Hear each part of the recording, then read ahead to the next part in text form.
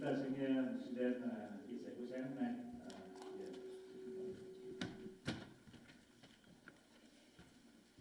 Trước khi thì chia sẻ tôi cũng xin nói một điều ở đây là quý vị thấy ở trong cái tờ chương trình của mình đó có một cái dàn bài học đó. Buổi sáng hôm nay thì sư đem muốn là chúng ta cùng học kinh thánh hơn là nghe ông giảng. Tại vì ở bên hội thánh ông thường là khi ông giảng đó thì mỗi người sẽ ghi cái nốt vào, và cái nốt này nó rất là có thể nó nhiều cái chi tiết đó, cho nên bàn cho em ráng giữ cái tờ giấy ra, và quý vị làm cần viết á thì có thể xin mình vào trong văn phòng một vài năm đấy dùng trong văn phòng nếu quý vị là cần viết. Và quý vị muốn có viết thì xin cho anh chị viết ha. Dạ, cái là make sure là chúng ta có outline đó, chúng ta sẽ theo dõi cùng các bạn chia sẻ. Cho nên tôi sáng nay tôi cũng xin phép và các bạn trong ban thông dịch, tại vì ông gửi cho tôi một outline rất là dài và phải thông dịch qua tiếng Việt, cho nên đưa cho các bạn rất là bận rộn, không có cái thời giờ để mà đi vào những cái detail rất nhỏ như vậy, cho nên tôi xin phép và được thông dịch thay cho các bạn. Xin các bạn cầu nguyện cho tôi, nếu có những cái gì sơ sót thì xin chúng ta quý vị tha thứ cho. Dạ.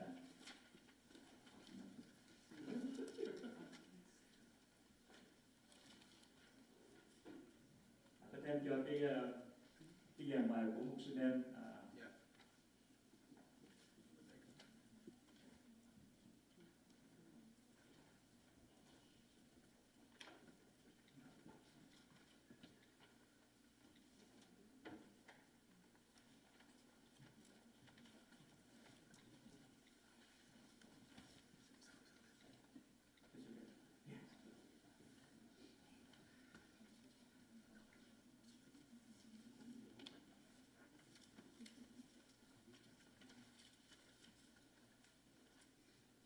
It's an honor to be here. Đây là một cái điều rất là vinh dự của tôi buổi sáng hôm nay ở đây.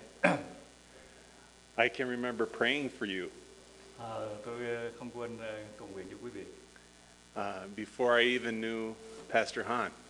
Trước khi ông gặp tôi, biết tôi. One summer, our church was having a vacation Bible school. Có một lần mùa hè thì hội thánh chúng tôi có cái chương trình học kinh thánh trong mùa hè. And when I was doing the registrations, I saw 14 names that I did not recognize. Khi ghi danh học lớp kinh thánh mùa hè đó thì có 14 tên mà tôi không có biết là ai. Because they were Vietnamese names. Bởi vì đó là cái tên của người Việt Nam. And we had been inviting children from the area. Và chúng tôi mời những cái em bé trong cái vùng này đến. And we had 14 Vietnamese children come to our vacation Bible school. Chúng tôi có tất cả là 14 em thiếu nhi đã đến học lời Chúa. And that opened my eyes to the Vietnamese community in this area. Chúng tôi thấy được cái điều mà Chúa đặt để trong cái cộng đồng Việt Nam ở đây. And so we started praying, and the Lord sent us Pastor Han and Jeannie. Và chúng tôi đã cầu nguyện và Chúa đã gửi mục sư Hân và Jeannie đến đây. We had a fun concert with Dalina and Henry Chuk. Và hồi đó thì có một cái đêm ca nhạc, có ca sĩ Dalina và Henry Chuk đến để mà có một cái buổi trình diễn ca nhạc về nhạc thánh. And that was the beginning of your fellowship. Và bây giờ thì chúng ta được có một cái thời giờ thông công với nhau trong Chúa. This is a beautiful facility. Đây là một cái building rất là đẹp. I'm so proud of you. Tôi rất là hãnh diện điều đó. I know that you've sacrificed. Tôi nghĩ rằng đó là cũng là cái sự hy sinh của ông bà anh chị em. I know that. Tôi biết điều đó. But we do that for God's glory. Nhưng mà chúng ta làm bởi vì cớ sự vinh hiển của Chúa. And we do that for the people who are going to fill the seats that are still empty. Chúng ta làm cho những cái người mà hiện nay chưa đến ngồi đầy trong những cái ghế trong phòng này. So God bless you. Và xin Chúa ban phước cho quý vị. I apologize that my wife is not here. Tôi xin lỗi vì vợ tôi không ở đây được buổi sáng này. She is taking care of grandkids this week. Bà ta phải lo cho mấy đứa cháu ở trong này. Back in Minnesota. Và đi về lại Minnesota để. Just before I start, we get into the Bible. Trước khi chúng ta cùng học lời Chúa với nhau. We have a table at the back. Chúng ta có một cái bàn phía trước đó. There's a place if you want to sign up and get newsletters that we send by email. Và xin ông bà anh chị em có thể cảm phiền là ghi tên của mình vào đó, mỗi một người trong hội thánh để ông có thể gửi những cái tin tức vào hội thánh của ông cho chúng ta cầu nguyện. And there's a little brochure there that you may take as well. Và có những tờ rơi mà quý vị có thể mang về nhà. I want to talk today about Jonah. Buổi sáng hôm nay tôi muốn nói về Jonah. Jonah has always been one of my favorite stories. Jonah là một trong cái câu chuyện mà tôi rất là thích. Growing up, I heard about Jonah, Khi lớn lên thì tôi nghe về câu chuyện của Jonah. and I was told that it was a story about how you cannot run from God. Cái câu chuyện có thể nói rằng dạy cách nào để mà chúng ta không thể rời xa Chúa. They would say you can run, but you can't hide. Bạn có thể rời Chúa nhưng mà bạn không thể trốn Chúa được. Now, there's no doubt that this is part of the story of Jonah. Không có một cái sự nghi ngờ gì trong cái lời cầu nguyện về Jonah. I think that it's the central message. Nhưng mà tôi nghĩ rằng đó không phải là cái trọng tâm mà tôi muốn nói buổi sáng này. You see, Jonah is a missionary. Quý vị thấy đó, Jonah là một người truyền giáo, một vị giáo sĩ. God called Jonah to go to another country. Chúa kêu Jonah đến một cái quốc gia khác. But Jonah was a bad missionary.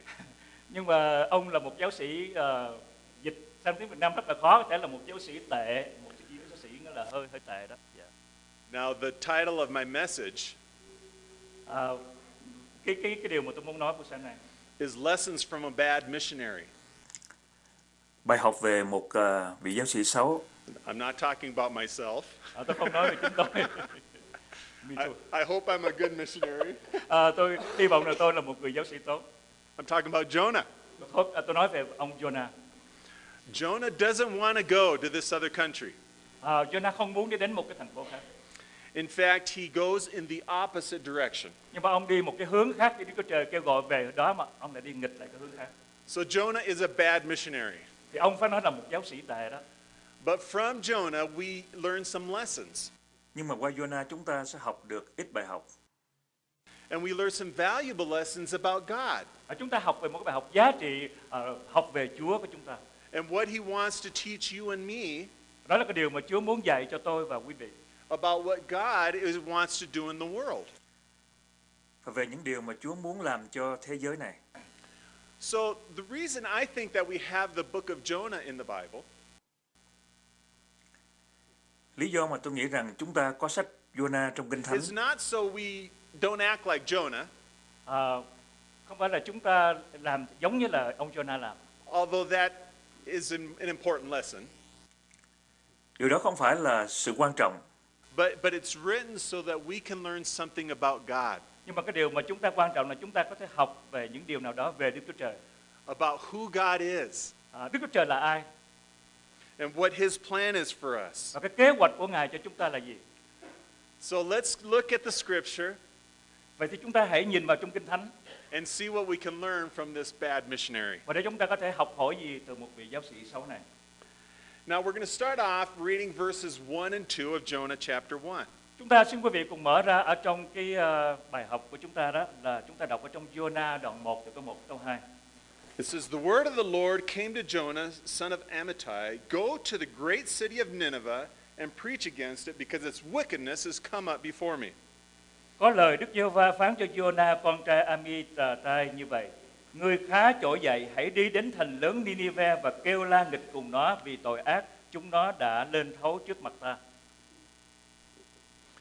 God is calling Jonah to go to Nineveh. Chúa kêu ông Jonah đi đến thành Ninive. Now, Nineveh was not a popular holiday destination. Nineveh không phải là một cái thành phố gọi là một cái nó một cách nôm na là một cái địa điểm du lịch phổ biến lắm. It is not where you wanted to go for your vacation. Cũng phải là cái chỗ mà mình để đi hưởng tuần để vui vẻ vacation.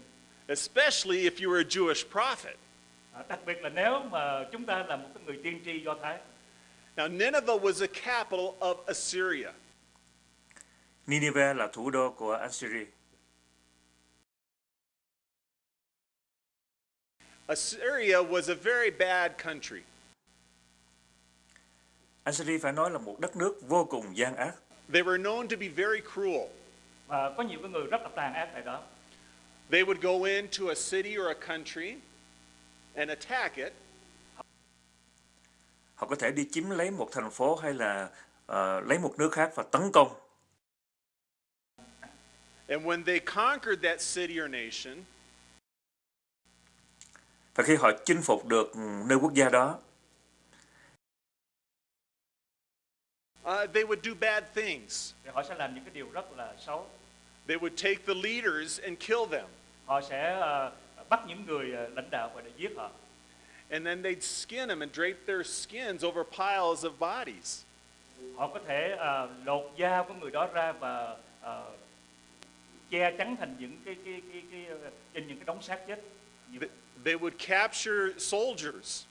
Họ có thể bắt những cái người lính binh sĩ. And while they were still alive, they would cut off their noses and their ears. Và ngay cả trong khi còn sống thì họ có thể cắt cái lỗ tai và cái lỗ mũi. Some of them they would put fish hooks in their lips. Và một số thì bị móc cái cần câu vào trong cái môi của họ. And they take them in a chain back to Nineveh to sell them as slaves. Những người bị bắt sẽ bị đưa về Nineveh để buôn bán làm nô lệ. Sometimes they would gouge out their eyes. Và thỉnh thoảng thì họ có thể phải nói là họ mất cái mắt của người đó ra. Then others they would cut off their heads. Và họ có thể cắt đầu của những người đó. And put the heads on stakes around the city. Và họ có thể bỏ cái đầu của những người đó trên cái xe phúc kích và đẩy đi bêu xấu trong thành phố. Now I'm sorry for the ugly descriptions. I know they're ugly. Tôi xin lỗi về cái phần này nó không có được. And I'm not going to talk anymore about that. Tôi không có nói thêm về những cái điều kinh khủng đó. But I wanted you to understand what type of country Assyria was and what type of city Nineveh was. Và tôi muốn nhấn mạnh ở đây là để quý vị có thể hiểu về cái thành phố Nineveh thế nào và cái quốc gia đó nó ra sao. So when God tells Noah, Jonah, I want you to go to Nineveh. Và Chúa muốn rằng Jonah ơi, con phải đi đến thành Nineveh. Jonah says, I like my nose. Nhưng mà ông Jonah nói là tôi thích cái lỗ mũi của tôi. I like my ears and my eyes. Tôi thích cái lỗ tai và cái mắt của tôi. I don't want to go to Nineveh. Tôi không muốn đi đến thành Nineveh. Now Jonah, we know about from other books of the Bible. Và trong Jonah thì chúng ta cũng biết một sách khác ở trong Kinh Thánh. In 2 Kings chapter 14, Ở trong sách Các Vua thứ nhì chương thứ 14. we're not going to read the story, but it talks about Jonah. Cho biết Jonah đã nói tiên tri trước đó về quốc gia Israel. Jonah đã nói tiên tri về quốc gia Israel. Was going to free itself from the oppression of Nineveh. Quốc gia của ông sẽ được giải thoát khỏi sự áp bức của Nineveh. And this actually happened. Và điều này đã xảy ra. Israel was able to push the Syrians back to Nineveh. Israel có đủ khả năng để có thể đẩy Assyria về Nineveh. And they were able to free themselves from the oppression. Họ có thể tự giải phóng ra khỏi những áp bức. So this has undoubtedly made Jonah a very popular person. Và cái điều này có thể khiến cho ông tiên tri Jonah trở thành một người nổi tiếng bởi vì ông là một cái người tiên tri. He was on all the TV shows. Ông xuất hiện ở trên TV ông nói They want to interview this great prophet. và người ta muốn thẩm vấn một cái người rất là nổi tiếng về tiên tri. Who had talked about how they're going to free themselves from Assyria. Và một cái người mà nổi tiếng có thể nói một cách để mà có thể có cái sự tự do cho vấn đề Israel. So when God called Jonah to go to Nineveh, Cho nên Chúa muốn kêu gọi ông Jonah để đến thành Nineveh. he did not want to go. Và ông ta không muốn đi đến đó. And so instead of going to Nineveh, Và thay vì đi đến Nineveh he gets on a boat and goes the opposite thì direction. ông lại đi lên trên tàu và ông đi một cái hướng khác. Nineveh is inland. If you want to go to Nineveh, you get on a horse. Nineveh là một cái vùng đất, nhưng mà nếu mà chúng ta muốn đến đó chúng ta phải đi ngựa đến đó. But he didn't get on a horse, he got on a ship going the other direction. Nhưng mà thay vì lên ngựa thì ông lại lên tàu để ông đi qua một cái hướng khác. Well, what we hear from this in Jonah Và chúng ta nghe về Jonah. is a big storm came up, and it was obvious that God sent the storm. Và có một cái trận bão rất là lớn đến trong khi mà ông Jonah trên tàu đó, và chính Chúa đã đưa cái cơn bão Everybody on the ship is afraid. Và tất cả mọi người trên tàu đều rất là lo sợ. And so they start trying to save the ship and they start praying to all their gods. Và họ cố gắng để họ có thể làm sao cho tàu được sống sót, và họ cầu nguyện với tất cả những cái thần tháp của họ. And they tell everybody to pray to their God. Họ nói rằng cứ cầu nguyện đi, mỗi những người có thần nào thì cứ cầu nguyện theo cái thần đó. And they're looking for Jonah and they can't find him. Và họ tìm Jonah thì họ không thấy Jonah ở đâu hết. And so they go down into the bottom of the ship. Và họ đi xuống ở dưới cái đáy tàu để tìm Jonah. And Jonah was sleeping. Jonah đang ngủ một cách rất là ngon lành. Wake up, Jonah. Thức dậy Jonah, Pray to your God. hãy cầu nguyện thượng đế của anh đi. We're going to sink and drown. Chúng ta sẽ bị đắm tàu và chúng ta sẽ chết. Jonah says, well, there's a problem. Jonah có một cái vấn đề. God and I are not doing too well right now. Chúa và tôi bây giờ không good lắm. In fact, the reason this storm is because I've been a bad prophet. Thì có lẽ cái lý do đó, cái bão này là do chính tôi. He says, the best thing you can do is throw me into the ocean. Điều tốt nhất là bây giờ hãy quăng tôi xuống biển đi. And so they do that, and a big fish comes and swallows Jonah. Và họ đã làm cái điều đó, và một cái con cá rất lớn đến để mà nuốt Jonah. And he's in the belly of this fish for 3 days. Và ông ở trong bụng cá 3 ngày. I think he was waiting to die. Tôi nghĩ rằng ông chuẩn bị để chết đó. But God wasn't wanting him to die. Nhưng mà Chúa lại không muốn ông Jonah chết. And so he kept him alive in this fish. Và ông ta được sống còn ở trong cái bụng của con cá. And finally Jonah gives in and prays. Và cuối cùng thì Jonah đã đến để mà cầu nguyện với Chúa. And we have his prayer in chapter 2 of Jonah. Và chúng ta có thể coi trong Jonah chương thứ gì. It's a good prayer. Đây là một cái giống như là một cái lời cầu nguyện rất là tốt để chúng ta. And in it he expresses to God that he's willing to do what God wants him to do. Và ông muốn nói rằng Chúa ơi, bây giờ Chúa muốn làm, muốn gì con sẽ làm theo cái điều Chúa muốn. So the fish throws him up on dry land. Và cá đã nhả Jonah lên trên cái vùng đất khô. God comes again to Jonah. Chúa ngài muốn giúp cho Jonah. And the Bible says for a second time he said, Jonah, go to Nineveh and preach. Và lần thứ nhì trong Kinh Thánh nói rằng Jonah ơi, con hãy đi đến thành Nineveh đó mà giảng đạo. And Jonah went. Và Jonah đã vâng phục. And he preached the message that God told him to preach Và cái điều mà Chúa muốn ông phải chia sẻ tại thành phố đó was that because of their wickedness, bởi vì ở đó là một cái dân tộc rất là hung ác. in 40 days Nineveh was going to be destroyed. Và cho biết rằng ở trong cái thời gian là 40 ngày thì cái thành Nineveh này sẽ bị hoàn toàn phá đổ, sập đổ. And so Jonah preaches this message, Và Jonah đã chia sẻ cái điều đó của Chúa cho dân tộc đó. and the response is incredible. Và cái sự đáp ứng là hết sức là lạ lùng. There's a great revival in Nineveh. Và những người ở trong thành Nineveh này họ đã quay trở về với Chúa ăn năn. And everybody starts praying to God Tất cả mọi người đã bắt đầu cầu nguyện lên Đức Chúa Trời. and repenting of their wickedness Và họ đã ăn năn về những cái tội lỗi xấu xa. and asking for God's forgiveness. Và xin Chúa có thể tha thứ cho con tất cả những điều đó. And the Bible says that God decided not to destroy Nineveh. Và ở trong Kinh Thánh cho biết rằng Đức Chúa Trời Ngài đã không làm cái điều đó. And then we get to chapter 4. Ở trong cái chương số 4 thì chúng ta đã biết. And in chapter 4, God sits down and teaches this bad missionary Jonah Và trong cái chương 4 thì Chúa đã hạ ông Jonah xuống để dạy cho ông một cái bài học về chính con người của Jonah. teaches him some lessons about God. Dạy một cái bài học về Đức Chúa Trời. And these are the lessons I want us to look at today. Và đó là cái bài học mà tôi muốn quý vị cùng với tôi học buổi sáng. Now, in your bulletins, there's a little outline.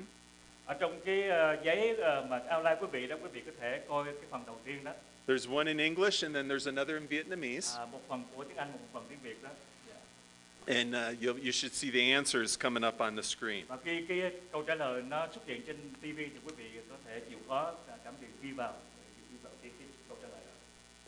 So the first lesson that God wants us to know Và cái bài học đầu tiên mà Chúa muốn chúng ta ở đây biết is that God is not ignoring the wickedness in the world.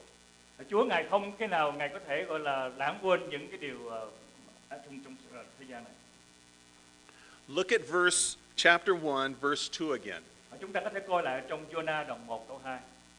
It says, "Go to the great city of Nineveh and preach against it because its wickedness has come up before me." Phải đi vào đó để mà cầu nguyện bởi vì những cái điều gian ác đó nó làm cho đến rất là nặng nề đối với ta. The wickedness in the world can be overwhelming at times. Cái điều gian ác ở trong thế giới ngày hôm nay là một cái gì rất là dữ tợn. About 3 years ago, I was in Guadalajara. 3 năm vừa rồi tôi ở trong một cái thành phố Guadalajara. Guadalajara. Guadalajara. La Hada. Very good. Hada. You can speak Spanish. Guadalajara. Yeah.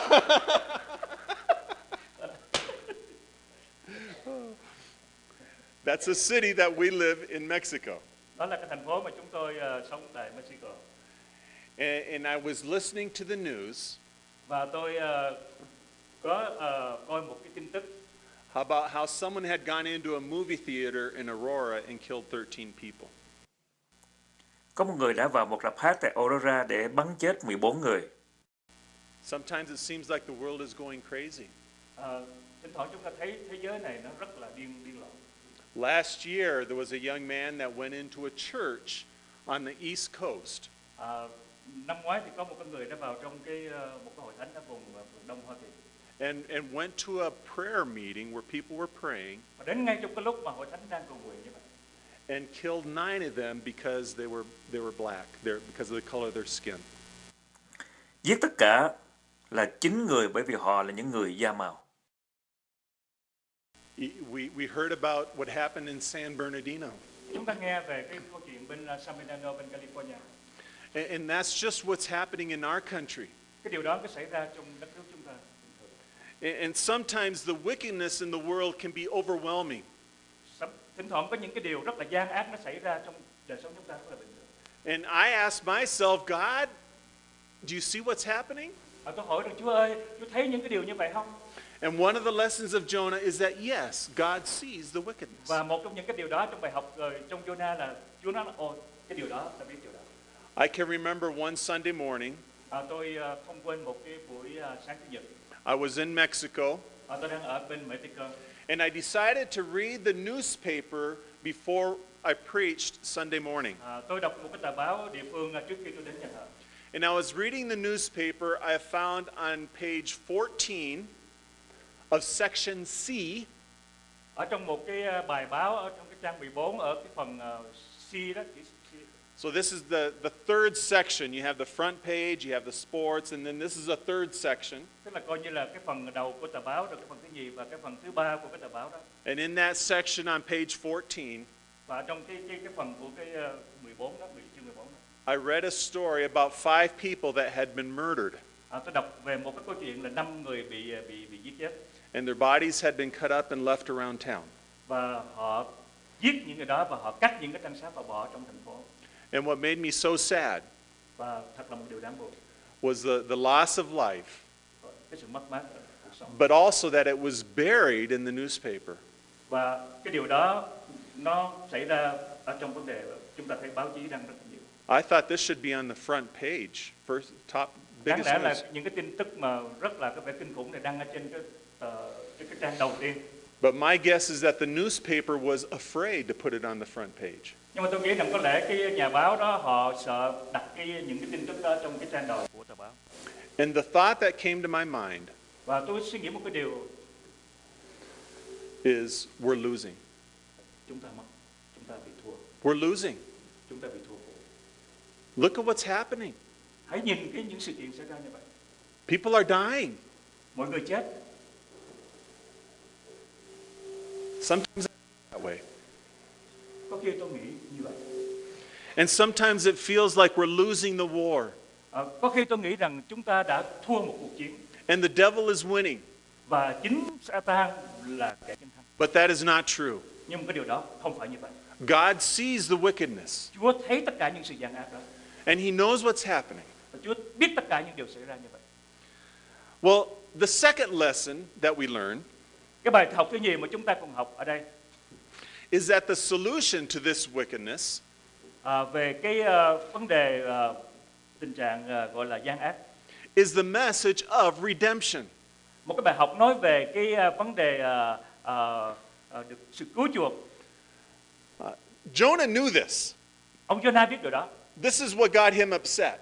và đó là cái điều mà Đức Chúa Trời nghĩa là phải muốn Jonah làm cái điều đó. After he had preached in Nineveh, Sau khi ông chia sẻ tại Nineveh he went up on a hill that overlooked the city. và ông đi lên trên một ngọn đồi để ông nhìn xuống cái thành phố phía dưới.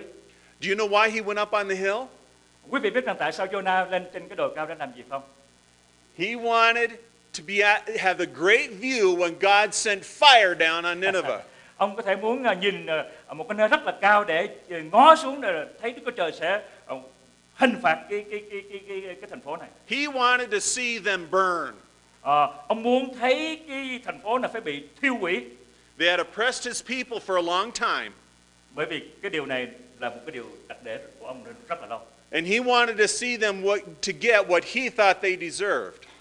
Ông muốn thấy cái điều đó theo cái điều ông nhận định, ông muốn ý là họ phải chết. But God had decided not to destroy Nineveh. Nhưng mà Chúa lại không nghĩ như vậy, Chúa không muốn tận diệt. And this made Jonah angry. Và điều này làm cho ông Jonah tức giận vô cùng. And this is what he said. Và chúng ta hãy coi ông nói thế nào ở đây. This is Jonah chapter 4 verses 1 to 3. Ở trong Jonah đoạn 1 từ câu 1 đến câu 2. But to Jonah this seemed very wrong, and he became angry. He prayed to the Lord, "Isn't this what I said, Lord, when I was still at home? That is what I tried to forestall by fleeing to Tarshish. I knew," and listen there, "you are a gracious and compassionate God, slow to anger and abounding in love, a God who relents from sending calamity. Now, Lord, take away my life, for it is better for me to die than to live." Sorry, it's Jonah 1. No, it's 4, 1 through 3. The verses are Oh, correct. oh, but Chúng ta có thể coi trong Jonah 4 phần verse 1, 2, 3. Bấy giờ Jonah rất không đẹp lòng và giận dữ, người cầu nguyện Đức Giê-hô-va rằng: hỡi Đức Giê-hô-va, tôi cầu xin Ngài, ấy há chẳng phải là điều tôi đã nói khi tôi còn ở trong xứ tôi sao? Vì đó nên tôi lật đật trốn qua Teresi vậy, bởi tôi biết rằng Ngài là Đức Chúa Trời của nhân từ, thương xót, chậm giận, giàu ơn và đổi ý không xuống tai họa. Hỡi Đức Giê-hô-va, vậy bây giờ tôi nài xin Ngài, hãy cất sự sống tôi về phần tôi, chết còn hơn là sống. You see, Jonah couldn't get away from his own prejudice. Chúng ta thấy rằng Jonah ông không thoát ra cái định kiến suy nghĩ như vậy. He wanted to see them burn. Ông muốn thấy cái dân đó, Nineveh đó phải bị thiêu hủy. But he knew that God was a God of compassion and redemption. Nhưng mà Jonah biết rằng Đức Chúa Trời là một Đức Chúa Trời của sự cứu chuộc, của tấm lòng thương xót. Even for the Assyrians. Ngay cả đối với Israel. We're in the middle of a political season. Chúng ta đang ở trong giữa cái mùa của vấn đề chính trị, vấn đề ông muốn đốt vấn đề. And we're going to be electing a new president soon. Chúng ta sẽ sắp sửa bầu một cái vị tổng thống. And during times like this, it's tempting to look for a savior in the politicians. Chúng ta có thể là mình có một cái sự cám dỗ nào đó để mà chữ cám dỗ nó không đúng. Mình muốn có một cái ông nào đó đứng ra để mà coi như giống như là một cái vị cứu tinh đó của nước Mỹ. And we think if this person becomes president, then we will no longer have any problems. Và nếu mà cái người đó trở thành một cái người vị lãnh đạo của Hoa Kỳ thì chúng ta sẽ không còn những cái nan đề nào. It doesn't work that way. Nó không có thể work như vậy được. Không có thể nào. The solution to moral decay, Cái vấn đề đó nó rất là phức tạp chứ không phải đơn giản. the solution to wickedness, Cái vấn đề tại đây là về vấn đề của sự gian ác. is the life transforming message of the gospel. Cái vấn đề của sự gian ác biến đổi bởi vấn đề của Chúa. We work in Mexico.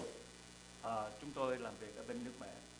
Mexico is a great country, Mỹ Tây Cơ là một cái đất nước rất là tuyệt vời, but it has a lot of problems. nhưng mà nó cũng có nhiều cái nan đề lắm. And some of those problems go back centuries. Có những cái vấn đề nó trở lại về những cái thế hệ trước. This is an article that appeared in the newspaper about 3 weeks ago. Cái này how long? About 3 weeks ago. About khoảng chừng xảy ra khoảng 3 tuần cách đây. And it's about a saint that's really a skeleton. Ở đây là một cái mà gọi là một cái thành phần mà coi như là dị giáo đó, dị giáo bên đất nước Mẹ đó. You've heard of the drug traffickers, the drug cartels? Quý vị đã nghe về những cái vấn đề mà buôn bán cần sa ma túy tại Mỹ hay không? They're actually religious people. Nó cũng là một cái tôn giáo của tại But they pray to her. Và ở đây đó thì họ rất là sợ cái bà thánh hương này. And it's a she, it's a lady, supposedly. Đây là một đàn bà thánh hương. But Nhưng mà cái tên của bà đó là vị thánh của sự chết. and we see this a lot in Mexico, where people pray to these images. Và ở bên Mỹ Tây Cơ thì họ cầu nguyện với cái bà thánh cái bà thánh chết chóc này rất là nhiều. And it's a very dark religion. Ở đây là một cái tôn giáo hết sức là đen tối. The solution for Mexico Vấn đề cho Mỹ Tây Cơ is not a death saint. không phải là vấn đề của cái bà thánh chết này, It's a life-transforming message of the gospel. nhưng mà là cái sự biến đổi đời sống của con người đến với Đức Chúa Trời. The third lesson that we learn from Jonah Cái bài học thứ ba mà chúng ta cùng học buổi sáng hôm nay is that God is a God who gives life, and Chúa- He has life-giving power. Chúa là Đức Chúa Trời ban cho chúng ta sự sống, và chính Ngài có thể cho con người chúng ta sự sống. Quý vị có thể ghi vào ở trong cái On one occasion, Jesus was asked to give a sign. Chúa Giêsu có một lần Chúa nói về cái vấn đề dấu hiệu ở đây. And they said, give us a sign that you are who you say you are. Xin cho biết một cái dấu hiệu rằng Chúa nói rằng Ngài là ai, thì xin cho biết một cái dấu hiệu đi. And this is what He said. It's Matthew 12, 39 to 41. Đó là cái điều mà Chúa muốn nói trong Ma-thi-ơ đoạn 12 từ 39 đến 41. He said, a wicked and adulterous generation asks for a miraculous sign, but none will be given to it except the sign of the prophet Jonah. There's our hero. For as Jonah was 3 days and 3 nights in the belly of a huge fish, so the Son of Man will be 3 days and 3 nights in the heart of the earth. The men of Nineveh will stand up at judgment with this generation and condemn it, for they repented at the preaching of Jonah, and now one greater than Jonah is here. Ngài đáp rằng dòng dõi hung ác gian dâm này xin một dấu lạ, nhưng sẽ chẳng cho dấu lạ khác ngoài dấu lạ của đấng tiên tri Jonah. Vì Jonah đã bị ở trong bụng cá lớn 3 ngày 3 đêm, cũng một thể ấy, con người sẽ ở trong lòng đất 3 ngày 3 đêm. Đến ngày phán xét, dân thành Nineveh sẽ đứng dậy với dòng dõi này mà lên án nó, vì dân ấy đã nghe lời Jonah giảng và ăn năn, mà đây này có một người tôn trọng hơn Jonah. See, Jesus was talking about His own resurrection. Chúa đang nói về chính cái sự phục sinh của Ngài. Jesus brings life. Chính Đức Chúa Trời Ngài đem lại sự sống. We see this over and over in the story of Jonah. Và chúng ta thấy nhiều lần ở trong sách Jonah, Chúa nói về điều này. Jonah gets life when he gets spit up from this fish. Jonah được cái sự sống mà Chúa đem lại cho ông ở trong cái bụng cá. Nineveh gets life when it repents. Thành phố Jonah cũng nhận được sự sống và họ sẽ ăn năn quay về với Chúa. In chapter 4, there's a story even about a plant that God gives life to teach Jonah a lesson.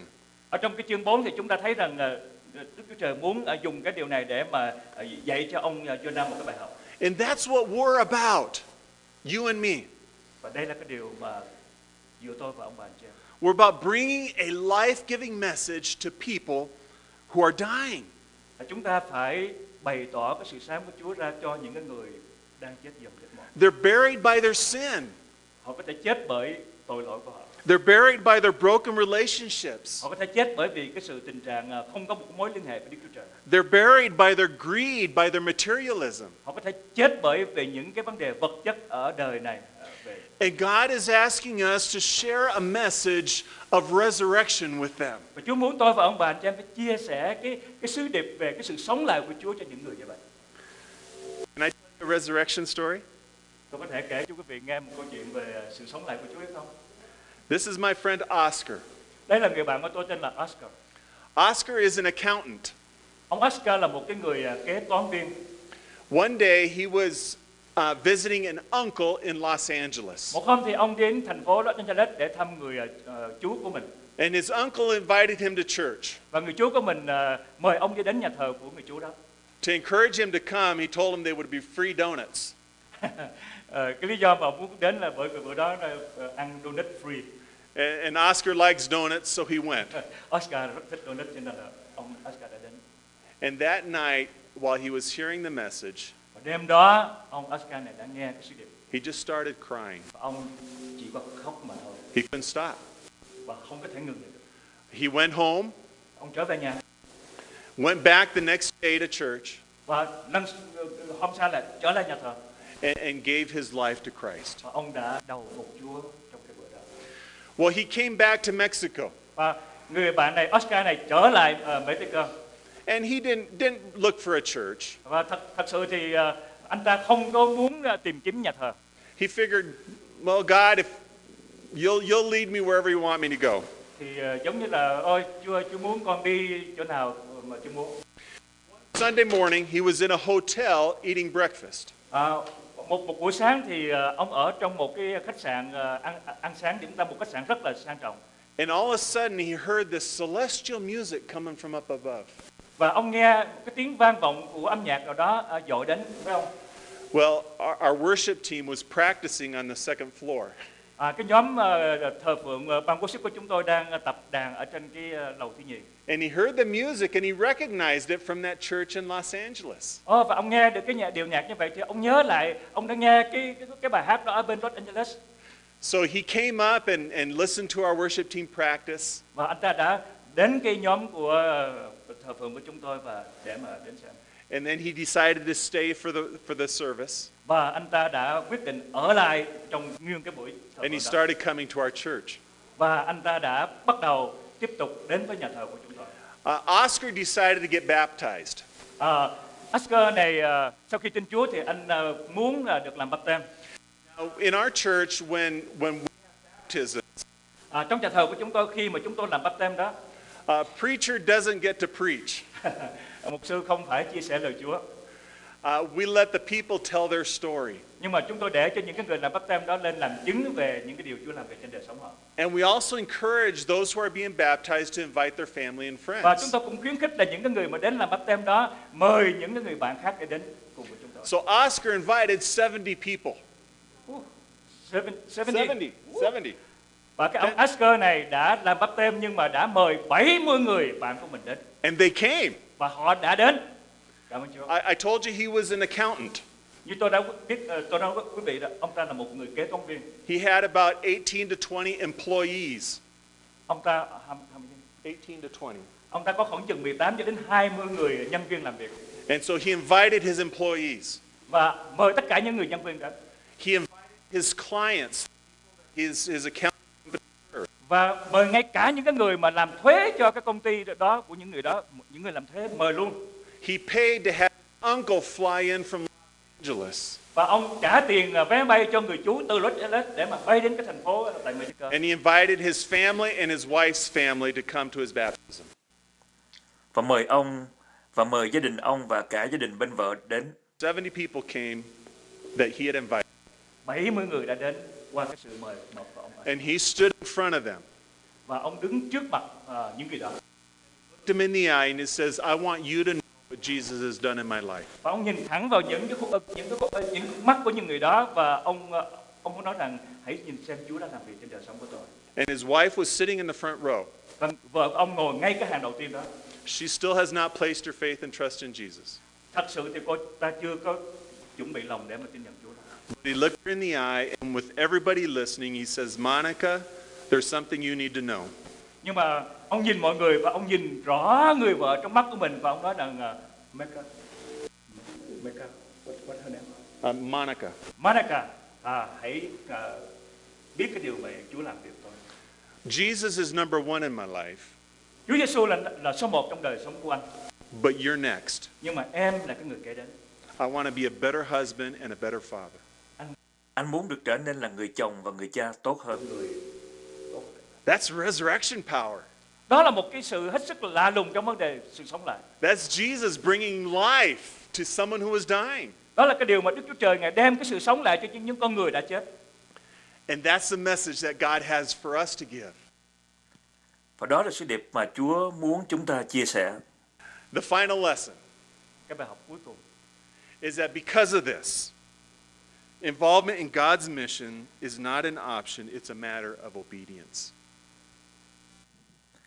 Bởi vì điều này, sự tham gia vào sứ vụ của Chúa không phải là một cái sự lựa chọn, mà đó là một vấn đề của sự phân phục. Because of what? Because God sees the wickedness. bởi vì Đức Chúa Trời Ngài thấy rõ những cái điều gian ác xảy ra trong thế giới. And because the solution to the wickedness is a message of redemption. Bởi vì cái vấn đề chính của cái sự mà ác độc đó, tội lỗi đó là phải có cái sự cứu chuộc, tức là phải đến để mà ăn năn tin nhận Chúa. And because when people respond to this message of redemption, Christ brings life back into their lives. Và khi mà người ta đáp ứng với những cái điều mà Đức Chúa Trời muốn nói về cái sứ điệp của Ngài về sự cứu chuộc đó, thì đem lại cái sự sống cho chính họ. Because of this, being involved in what God is doing around us is not an option, it's a matter of obedience. Sự tham gia vào sứ vụ của Chúa không phải là lựa chọn, đó là vấn đề của sự phân phục. Jonah learned this lesson the hard way. Và ông Jonah đã học cái bài học này một cách hết sức là gọi là khó khăn chứ không phải dễ dàng đâu. And he had to spend 3 days in the belly of a fish to learn it. Bài học này ông đã học được từ 3 ngày đêm ở trong bụng cá. But we're called to have the same attitude that God has. Và Chúa cũng kêu gọi chúng ta theo cái điều kiện mà như Ngài. The last two verses of the book of Jonah are chapter 4, verses 10 and 11.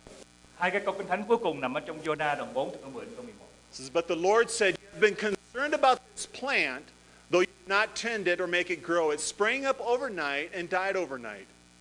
And should I not have concern for the great city of Denver or of Aurora? Should I not have concern for the great country of Vietnam,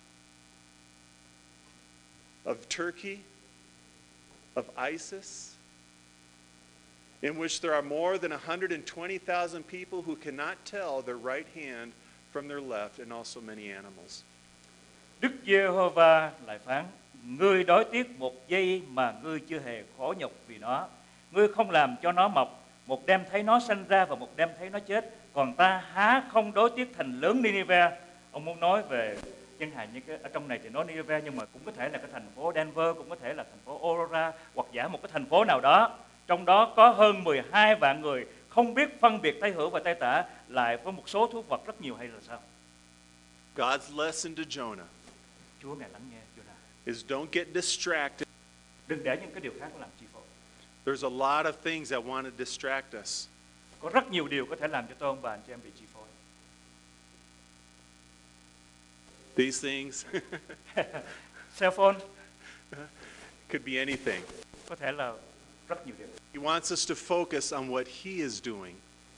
Chúa muốn chúng ta hãy quan tâm vào những điều mà Ngài. God is seeking to take a message of redemption to a lost and wicked world. Chúa muốn đang tìm kiếm cái vấn đề mà tôi và ông bà anh chị em phải làm, đó là đem cái sự cứu rỗi đến cho người ta. And the question I want to each of us ask ourselves, Câu hỏi mà tôi muốn ông bà anh chị em hãy tự hỏi lấy chính mình. are we focused on what God is focused? Chúng ta có quan tâm vào những cái điều mà Đức Chúa Trời Ngài quan tâm hay là không? Don't be a Jonah. Đừng trở nên giống như Jonah. Be a good missionary. Good missionary. Good missionary. Ông là một người giáo sĩ tốt. Reach your neighbors. Hãy cùng đi chia sẻ cho những người vào kế nhà của mình. Reach your family who still does not know Christ. Chia sẻ cho những người nào trong gia đình mình chưa biết về Chúa. Reach the people that are going to the Buddhist temple not far from here. Chia sẻ lời Chúa cho những người đến đền thờ ở đến chùa Như Lai, mấy cái chùa gì đó. Just like we needed the message of the gospel, Giống như là tôi và ông bà anh chị em rất cần những cái lời của Chúa như vậy. they need it as well. Họ cũng muốn y như vậy. And as you think of us, Chúng ta hãy nghĩ đến Chúa, nghĩ đến chúng ta. please pray for the Nelson family, for Dan and Melinda. Và khi chúng ta nghĩ đến mình đó thì chúng ta cũng nhớ đến gia đình của ông mục sư Dan Nelson. But more than that, pray for Mexico, Và hơn thế nữa thì xin cầu nguyện cho đất nước Mexico chúng tôi, so that the gospel would come and free them. để có thể họ đến và ban cho họ có sự tự do. Thank you. Thank you so much. Muchas gracias. De nada.